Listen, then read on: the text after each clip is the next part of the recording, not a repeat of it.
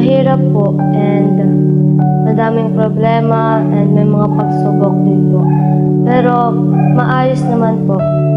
Nagsimula po ako bilang isang Kristiyano po, pero hindi ko pa po kilala si God, hindi pa po kilala ng mga kapatid ko and ng mga mama ko. First po na nakakilala kay God is si Kuya, yung panganay po namin Kuya. And about sa family naman po, nung nag-abroad po si Mama is nag-abroad po si Mama, parang ano pa lang po ako nun.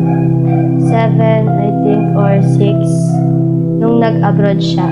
Pero nung umuwi siya, nung nasa abroad pa si Mama, si Papa pa yung nag-aalaga sa akin, nagbabantay.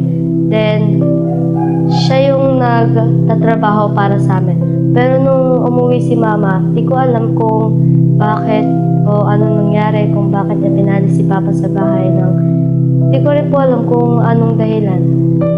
Tapos, hanggang umalis nga si Papa and nag-asawa ng iba, pero hindi niya kami kinalimutan. Pero umuwi din naman siya at si Mama po yung naging tatay, nanay at tumaguyod para sa aming 4.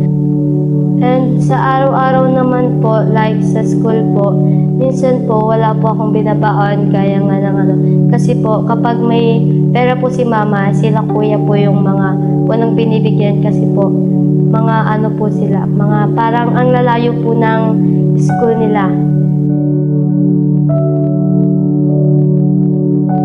And minsan po, kapag may gagawin po, like papadala sa assignment o performance, is wala din po ako nabibili kasi po gawa ng wala pong pera si Mama.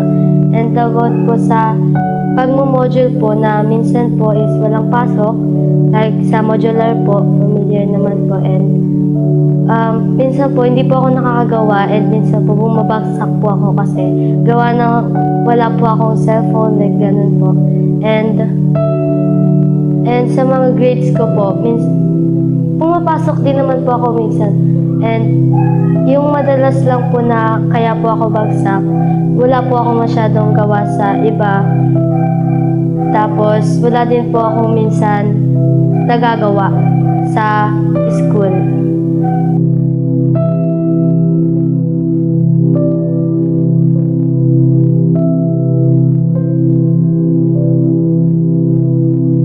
Simula po nang mapunta po ako sa Word of Truth Church po dito po sa San Mateo is nagbago po ng kaunti patuloy po na nagbabago yung buhay ko dahil nung pinakilala po sa akin si God and mas lalo ko pang nakilala si Lord. Mas lalo pong lumalawak yung pag-iisip ko tungkol kay God. And sa mga about sa school po, may nag-sponsor na po sa akin. Nag-sponsor po sa akin na si Pastor and tinutulungan po ako sa lahat ng bagay. And thankful po ako na may pastor po kami na ganun and third or second father ko na rin po na tumutulong sa akin, tumutulong sa family ko, na alagaan po ako and patuloy na magbunga ng magandang asal, like ganun po.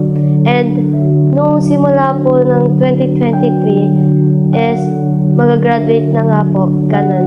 Parang mas naging maayos po and mas lumago po ako.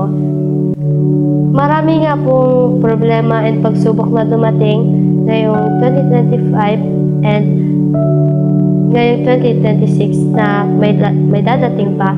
Huwag po tayong mawala ng pag-asa na harapin ito and huwag tayo sumuko na maniwala.